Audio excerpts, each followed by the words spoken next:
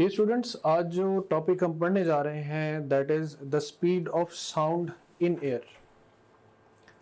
Speed of sound in air. Sound is a compressional wave. Sound takes some time to travel some distance. और ये जो speed of sound है इसको calculate करने की जो ट्राई है वो आइजैक न्यूटन ने की. And he suppose that propagation of sound is an isothermal process. लेकिन आइसोथर्मल प्रोसेस की वजह से जो स्पीड ऑफ साउंड का आंसर आया that was round about 280 meters per second which was not according to the experimental values of the speed. फिर इसके बाद लैप्लास ने इसी आइडिया को एडियाबैटिकली सॉल्व किया and he found that the propagation of speed या propagation of sound in the air is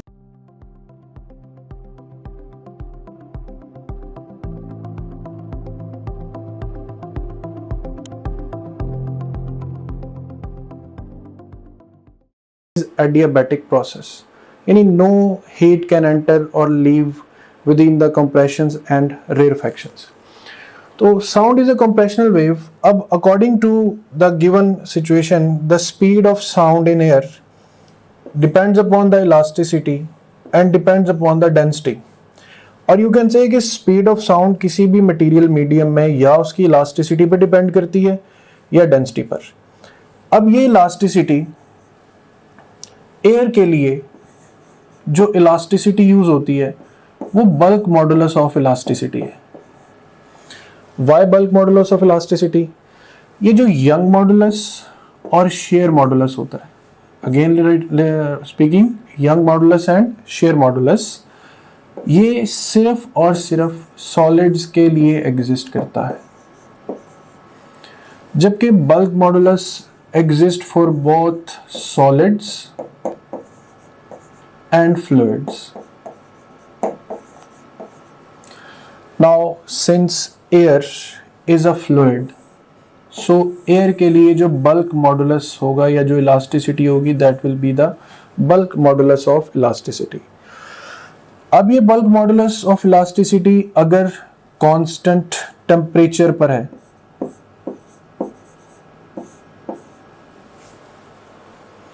तो फिर हमारे पास इसे कहते हैं isothermal bulk modulus.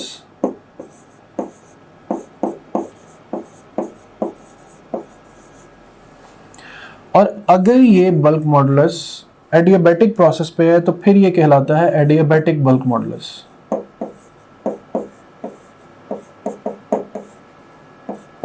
Bulk modulus को K से रिप्रेजेंट करते हैं.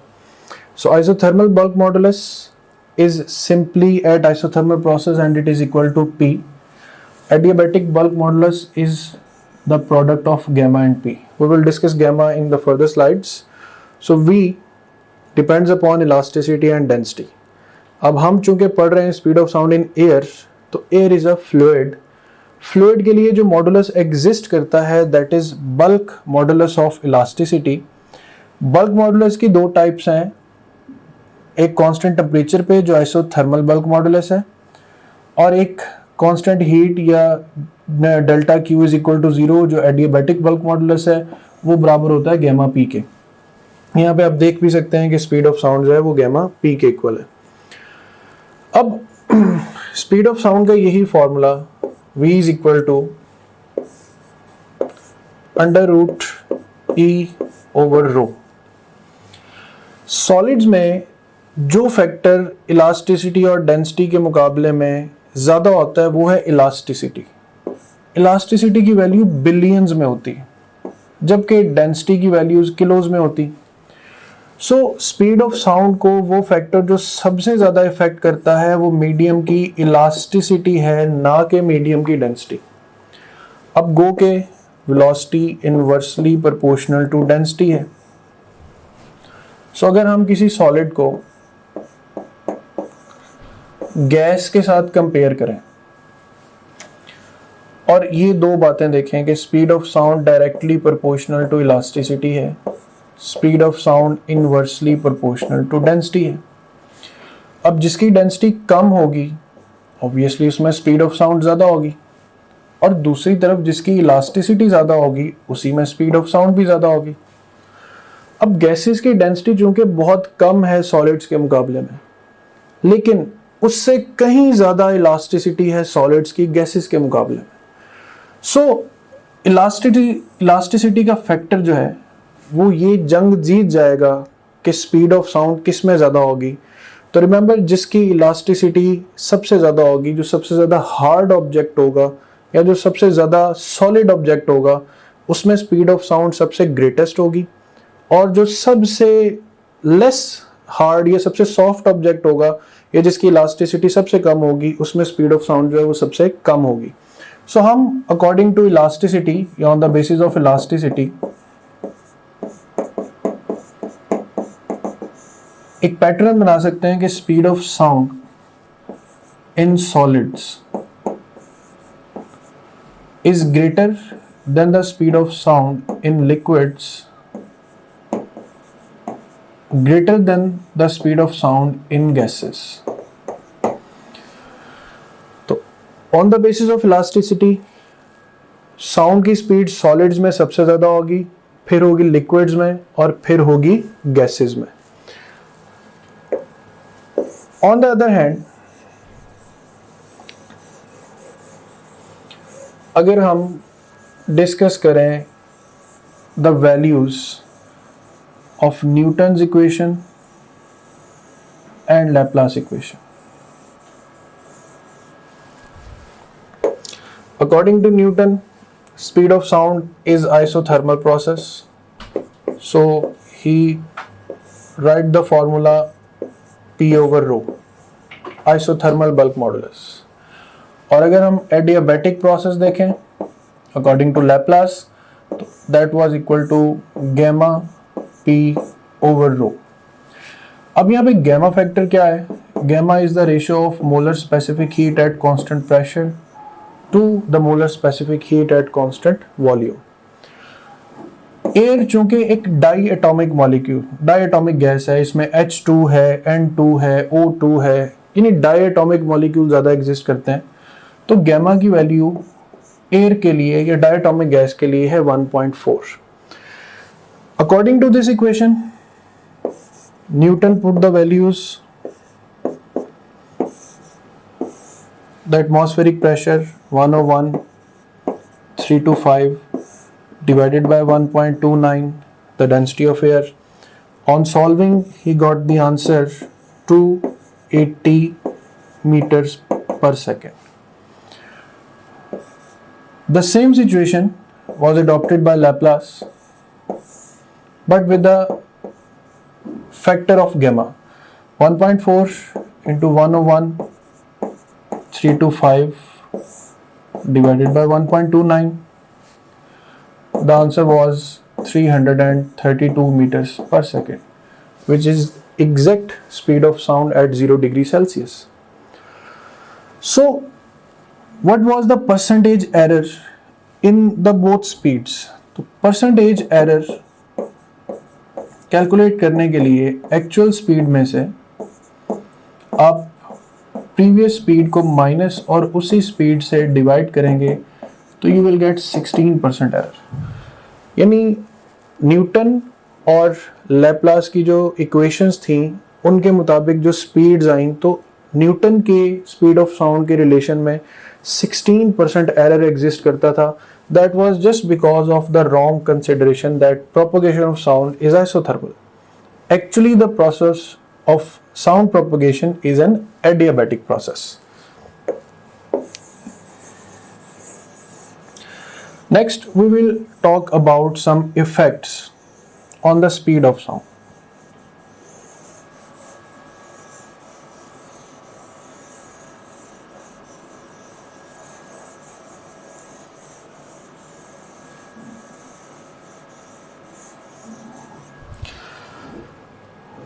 For the effects of speed of sound, let's take some common facts that dependence of sound in different media.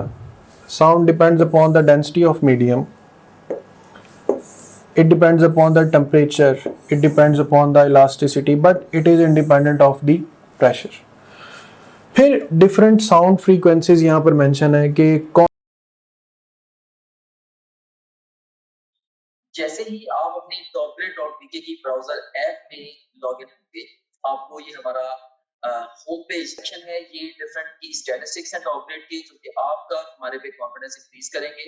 And last of all ये एग्जीक्यूटिव समरी है आपकी overall preparation की progress के हवाले से। सो सबसे पहले सेक्शन को हम एक्सप्लोर करते हैं। इसमें से आप किसी भी सब्जेक्ट पे क्लिक करें, से हमारे पास ये सब्जेक्ट्स हैं biology, physics, chemistry, English, logical reasoning.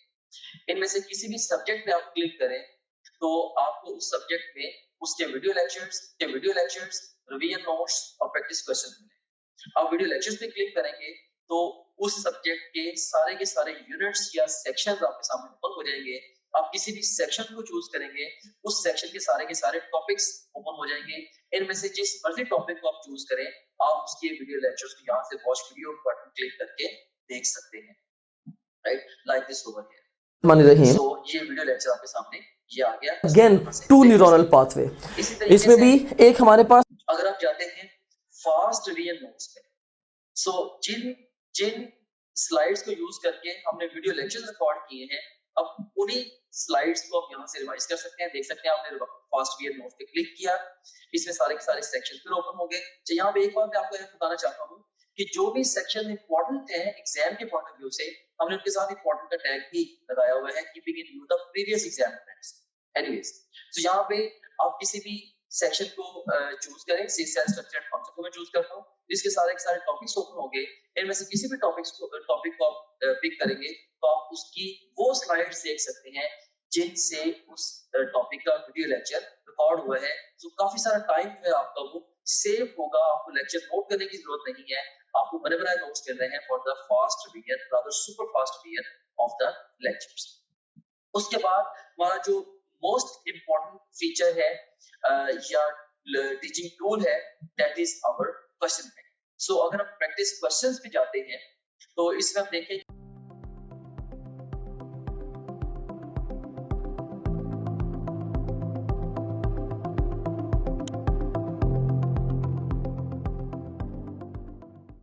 कौन कौन से ऑर्गेनिजम्स कितनी फ्रीक्वेंसी जो है वो प्रोड्यूस कर सकते हैं। तो इन शॉर्ट, जो ऑर्गेनिज्म जितनी फ्रीक्वेंसी प्रोड्यूस कर सकता है वो उतनी फ्रीक्वेंसी सुन भी सकता है।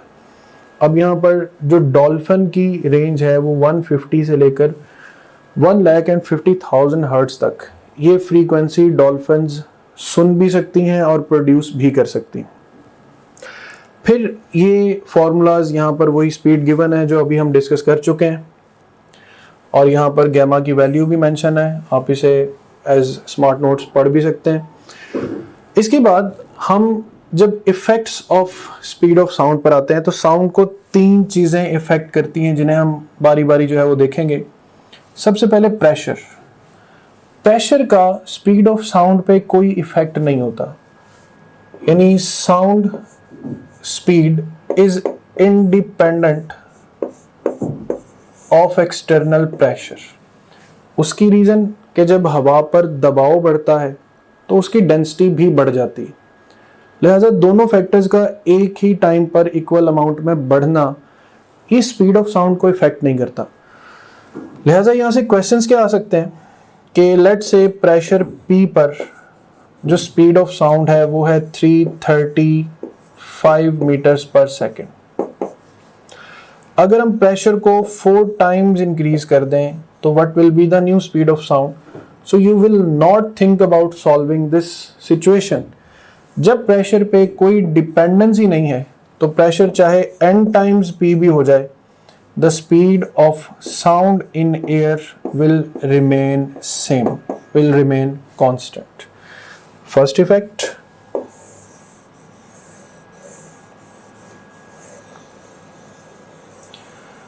सेकेंड इफेक्ट कि speed of sound is inversely proportional to the density. अब डेंसिटी को हम डिफरेंट तरीकों से डील करते हैं। सबसे पहले हम डिस्कस करेंगे density of hot and cold air. अब चूंकि इनवर्स रिलेशन है, since density of hot air is less than the density of cold air, so speed of sound in hot air will be greater than the speed of sound in cold air। चूंकि गर्म हवा की density कम होती है ठंडी हवा से, लिहाजा गर्म मौसम में जो स्पीड ऑफ साउंड है वो सर्द मौसम के मुकाबले में ज़्यादा तेज़ होगी, ज़्यादा स्पीडी होगी। सो ये फर्स्ट इफेक्ट है हॉट एंड कोल्ड का।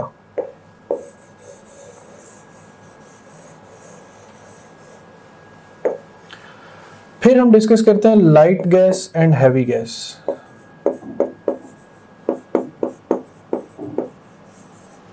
अब मिसाल लें अगर हाइड्रोजन की और ऑक्सीजन की, तो let's say we take a ratio between the speed of hydrogen and the speed of oxygen 1/√2 for H2, 1/√32 for O2।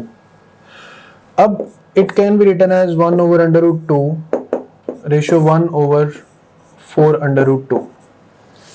32 जो है इसे लिखा जा सकता है 16 मल्टीप्लाई बाय 2 और 16 का स्क्वायर रूट हो जाएगा 4, तो 4/√2 आंसर आ जाएगा। √2 से √2 कैंसिल हो जाएगा, आंसर आएगा 4:1। हाइड्रोजन के नीचे ग्रेटर फैक्टर आ रहा है, ऑक्सीजन के नीचे स्मॉलर फैक्टर आ रहा है। So speed of sound in hydrogen is 4 times greater than the speed of sound in oxygen. It means कि अगर ऑक्सीजन में speed of sound 100 metre per second होगी तो उसी सेम कंडीशन में हाइड्रोजन में जो स्पीड है वो 400 मीटर्स पर सेकेंड होगी। सो ये एक इंपॉर्टेंट रिलेशन भी है कि the ratio of speed of sound in hydrogen and oxygen is 4:1। तो that is the comparison between light and heavy gas।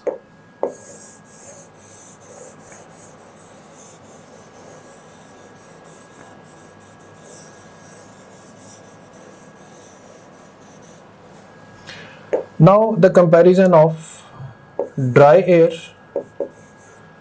and moist air। एक चीज सिर्फ याद रखनी है कि जो ड्राई एयर है उसकी डेंसिटी ग्रेटर होती है डेंसिटी ऑफ मॉइस्ट एयर से। मॉइस्ट एयर की डेंसिटी तकरीबन 0.8 kg पर मीटर क्यूब होती, जबकि ड्राई एयर की 1.29 kg पर मीटर क्यूब है।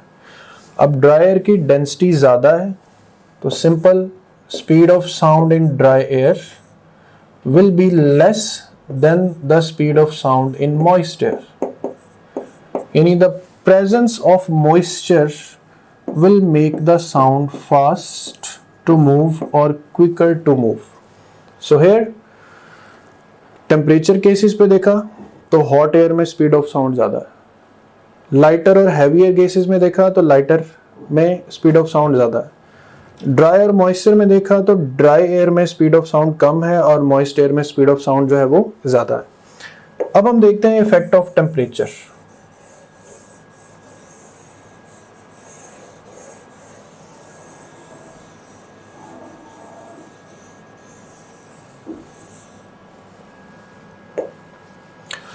स्पीड ऑफ साउंड टेम्परेचर पे दो तरह डिपेंडेंस देती, एक Vt is equal to V0 plus 0.61T और एक equation V2 bye V1 √T2 bye T1। यहां पर हम यूज करते हैं टेम्परेचर इन एब्सोल्यूट स्केल यानी केल्विन, और यहां पर हम टेम्परेचर यूज करते हैं इन डिग्री सेल्सियस। ये equation small changes of temperatures के लिए और ये इक्वेशन बिगर या लार्जर चेंजेस ऑफ टेम्परेचर के लिए। फॉर एग्जांपल अगर temperature of air 1 degree Celsius rise करता है तो Vt is equal to V0 plus 0.61।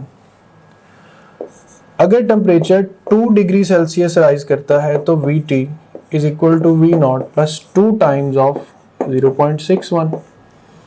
3 degree पर 3 टाइम्स, 4 डिग्री पे 4 times. So with every single degree rise in temperature the speed of sound increases by a factor of 0.61 meters per second. On the other hand, how to use this formula? कि let's say कि आपसे कहा जाए कि temperature T1 ये है 27 degree Celsius और इस पे जो स्पीड है वो v1 लेट्स से ये है 400 मीटर पर सेकेंड। वो कौन सा टेम्परेचर होगा दैट T2 जिस पे स्पीड ऑफ साउंड यानी v2 exact 800 metres per second हो रही है। अब 4 से 8 पर आना इट मीन्स आपसे ये पूछा गया है कि वो टेम्परेचर बताएं जिस पर स्पीड ऑफ साउंड जो है वो डबल हो जाए। अब इसे सॉल्व करने के लिए जो कंसिडरेशन यूज करेंगे हम वो ये कि we will do the situation के T2 is equal to V2 by V1 square into T1। अब यहां से एक बड़ा जनरल सा फैक्ट आपने समझना, V2 जो है ये V1 के मुकाबले में 2 टाइम्स हो गई।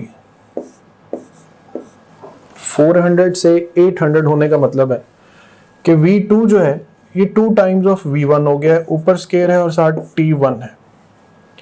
V1 से V1 कैंसिल हो जाएगा तो T2 आ जाएगा 2 स्केयर T1।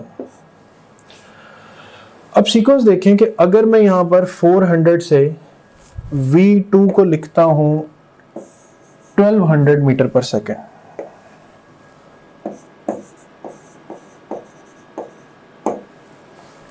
तो स्पीड 3 टाइम इंक्रीज कर गई। तो मैं यहां पर 2 की बजाय 3 लिख दूंगा और यहाँ पे 2 स्केयर की बजाय 3 स्केयर आ जाएगा। अगर स्पीड 4 से 1600 पे चली जाए तो स्पीड 4 टाइम्स इंक्रीज की, यहाँ पे 4 टाइम्स आएगा और यहाँ 4 स्केयर आएगा। So in general if speed of sound increases n times then the temperature should increase n square times of T1. So that's the dependence on temperature कि small changes in temperature के लिए ये equation है और bigger changes in temperature के लिए ये equation है, और अगर temperature n time increase करती है speed of sound तो T2 is equal to n square T1 is the shortcut of the equation. फिर इसी तरह अभी हमने effect of humidity या moisture पढ़ा कि density of water vapor is less than the density of dry air. So that's why speed of sound in moisture is greater than the dry air. फिर इस तरह वैक्यूम कंडीशन है कि sound चूंकि vacuum में propagate नहीं कर सकता क्योंकि कोई मीडियम एग्जिस्ट नहीं करता, तो speed of sound in vacuum is 0। Speed of sound in H2 is 4 times more than the speed of sound in O2 and speed of sound also depends upon the wind blow. जिस direction में आप बोल रहे हैं अगर हवा भी उसी डायरेक्शन में है तो आपकी स्पीड ऑफ साउंड ज़्यादा हो जाएगी, और जिस डायरेक्शन में आप बोल रहे हैं अगर हवा उससे ऑपोजिट डायरेक्शन में है तो आपकी स्पीड ऑफ साउंड जो है वो कम होगी। ये गैमा की डिफरेंट वैल्यूज हैं। For monoatomic gas it is 1.67, for diatomic it's 1.4 and for polyatomic gas it's value is 1.29। अब साउंड से रिलेटेड कुछ और इंपॉर्टेंट फैक्ट्स कि what is the pitch of the sound. Pitch is related to the frequency. It is the measure of frequency. Greater the frequency, higher is the pitch. आवाज की बारीकी जो है उसे आप pitch of sound कह सकते हैं, और frequency जितनी हाई होती चली जाएगी उतनी ही pitch भी higher होती जाएगी। तो higher the pitch, sweeter the sound, और thin is the sound, and pitch is directly proportional to the frequency. जहाँ आपको frequency कम लग रही है वहां पर पिच भी कम है, जहां फ्रीक्वेंसी या नंबर ऑफ वेव्स पर सेकंड ज्यादा है वहां पर पिच भी ज्यादा होगी। इसके बाद आता है loudness. Loudness depends upon the amplitude of the sound के it also the measure of sound level. Human ear can hear a minimum intensity of 10 to the minus 12 watt per metre square. इसे threshold of sound intensity भी कह सकते हैं आप, या इसे आप इंटेंसिटी ऑफ साउंड, इसे डेसिबल्स में मेजर किया जाता है। जब विस्परिंग हो तो साउंड लेवल तकरीबन 20 डेसिबल्स होता है। नॉर्मल टॉक जो है ये तकरीबन 60 डेसिबल्स पर जो है वो एग्जिस्ट करती, और साउंड लेवल की जो इक्वेशन है वो S L is equal to 10 log intensity divided by I naught, ये है वैल्यू ऑफ आई नॉट। कि आप किसी भी दूसरे लेवल की या दूसरे साउंड की इंटेंसिटी को कंपेयर करते हैं नॉर्मल या मिनिमम इंटेंसिटी से जो आप सुन सकते हैं। फिर 80 डेसिबल वो साउंड है जिससे आपको सर दर्द हो सकता है, और 130 डेसिबल इतना ग्रेटर साउंड है जिससे आप टेम्परेली थोड़े से वक्त के लिए पागल भी हो सकते हैं। तो pitch depends upon frequency, loudness depends upon the amplitude. Loudness is actually के how far above the mean level sound exist. अब इस वेव की जो बॉटम लेवल पर है इंटेंसिटी या लाउडनेस कम है, और ये वेव जिसका एम्पलीट्यूड ज़्यादा है उसकी इंटेंसिटी भी ज़्यादा होगी। सेकेंडली, एक और रिलेशन के intensity is directly proportional to the square of the amplitude. फिर आती है frequency range, audible, infrasonic and ultrasonic.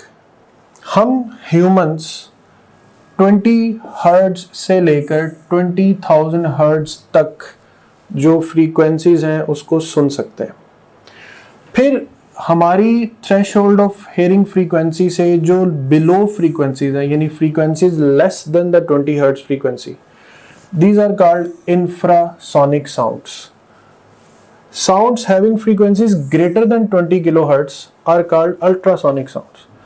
Ultrasonic sound जो है इन्हें मेडिकल इंडस्ट्री में बहुत अहमियत हासिल है, even in the practical mechanical industries. Ultrasonic sound से आप डेप्थ ऑफ ओशंस फाइंड कर सकते हैं। अल्ट्रासोनिक साउंड से जो जेंडर है मदर वॉम्ब में उसका पता चलाया जा सकता है। अल्ट्रासोनिक साउंड जो है ये फ्लूइड ट्रांसमिट करने के लिए बेस्ट ऑप्शंस कंसिडर होते हैं। सो here is an important information, the upper limit of audible frequency, here it's the upper limit of audible frequency decreases with age. And another important information, silent whistle for dog is approximately 25 kilohertz. अब 25,000 hertz हमारी normal hearing से ज़्यादा है। सो ये जो silent whistle होती है इसे हम नहीं सुन सकते, but dogs can hear this sound.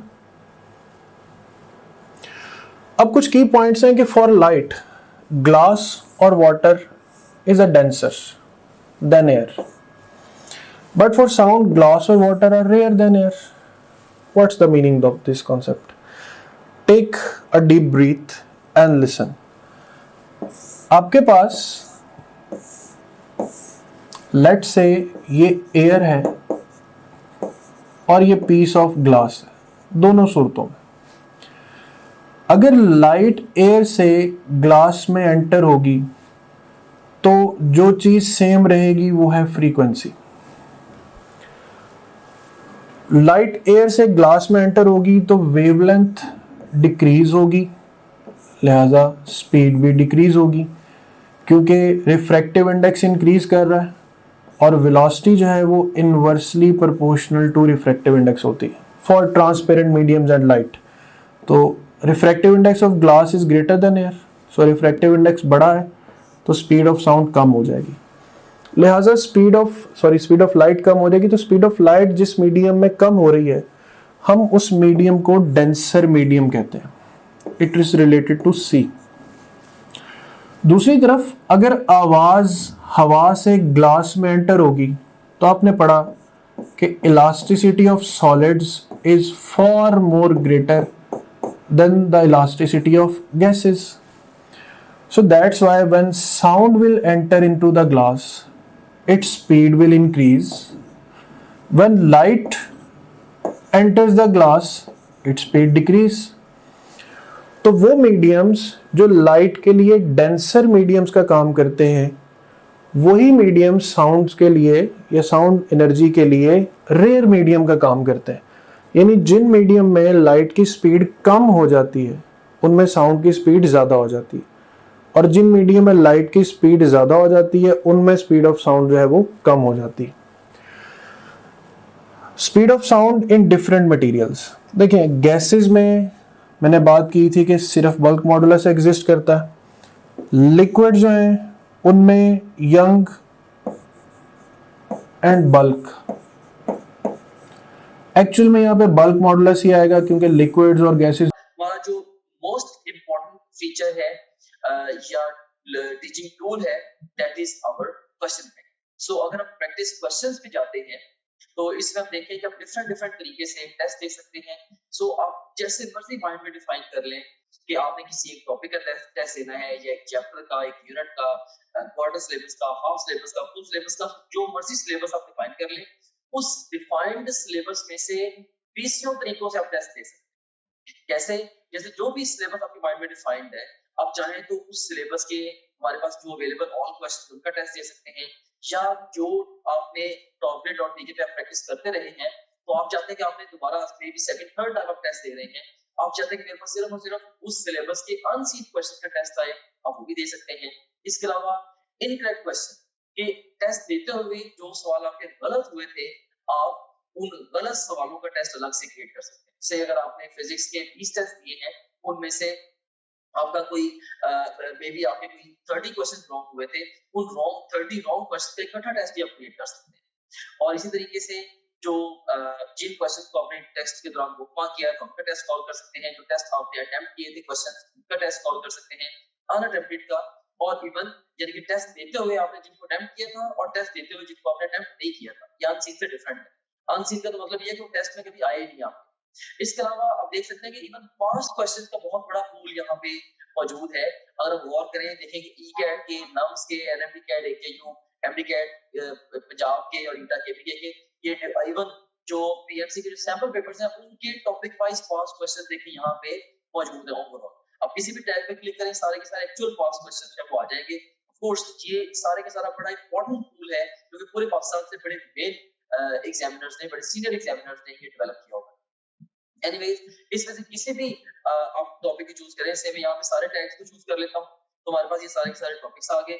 इनमें से किसी एक टॉपिक को मैं चूज करूँ या एक सेक्शन को, या मैं मल्टीपल सेक्शन को चूज करूँ, तो मैं उसका टेस्ट दे सकता हूँ। से मैंने 2 सेक्शन चूज किए, इसमें से सेम है कार्बोहाइड्रेट्स और प्रोटीन्स, इनका टेस्ट देना चाहता हूँ, या ओवरऑल मैं सारे सेक्शन का टेस्ट देना चाहता हूँ, वो मैं दे सकता हूँ। या मैं डिफाइन करूंगा मे बी जी मैंने 50 एमसीक्यूज का टेस्ट देना है, तो ये 50 एमसीक्यूज का टेस्ट आपके सामने ये क्रिएट हो गया।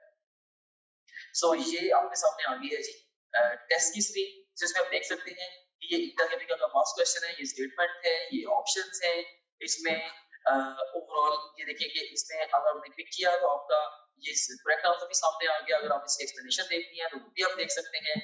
इसके अलावा ये क्वेश्चन वेरीफाइड है बाय आवर टीम, इसको अगर आप चाहें बुकमार्क कर सकते हैं। इस क्वेश्चन से रिलेटेड डिफरेंट स्टैट्स यहाँ पे आ रहे हैं वगैरह वगैरह। यहाँ से आप नेक्स्ट क्वेश्चन पे जा सकते हैं, जरूरत पड़े तो आप यहाँ से प्रीवियस क्वेश्चन पे जा सकते हैं, और फिर अल्टीमेटली जब आप चाहें आप टेस्ट को फिनिश करके इवन रिजल्ट को भी व्यू कर सकते हैं।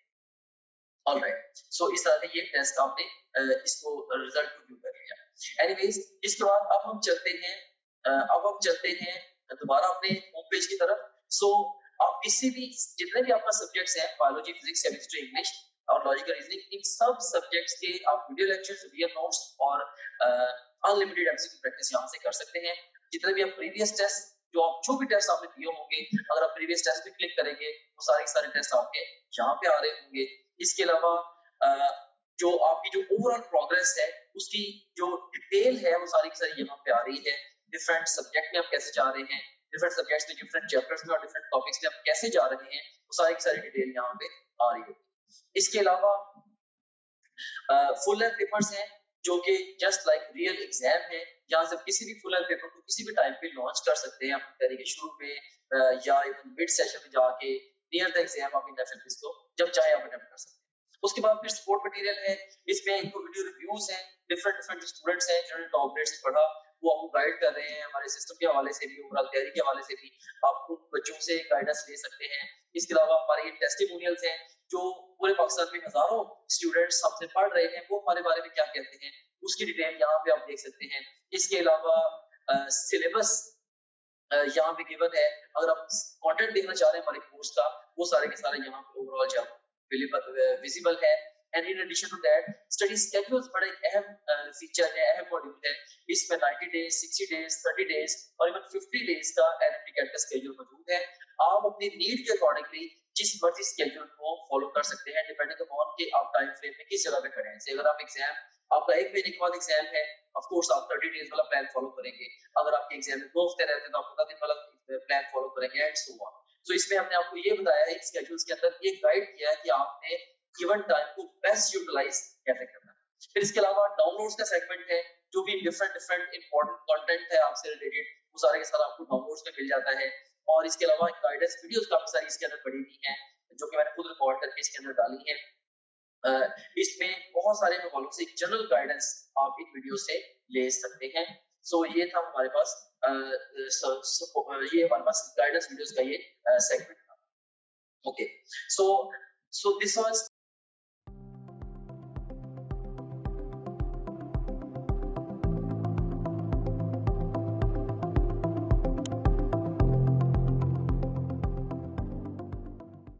दोनों के लिए बल्क मॉडुलस यूज होता है।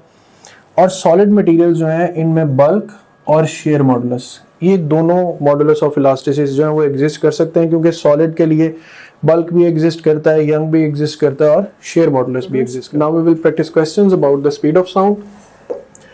पहला क्वेश्चन है कि sound travel faster in moist air because. अब मॉइस्ट एयर का ड्राई एयर के साथ कंपैरिजन ये है कि मॉइस्ट एयर की डेंसिटी कम होती है बनिस्बत ड्राई एयर के। So that is the basic reason, the density of moist air is less than dry air, that's why sound travel faster in the moist air. The velocity of sound in air would become double than its velocity at 20 degree Celsius. अब आपको temperature बताना है तो इसका shortcut है T2 is equal to n square T1. n square यानी 2 square, T1 है 20 plus 273 यानी 293. So on the given product you will get delta as the right answer. Which of the following emits sound of higher pitch or higher frequency? अब higher frequency में mosquito का जो sound होता है वो सबसे हाईएस्ट पिच या highest frequency का साउंड होता है।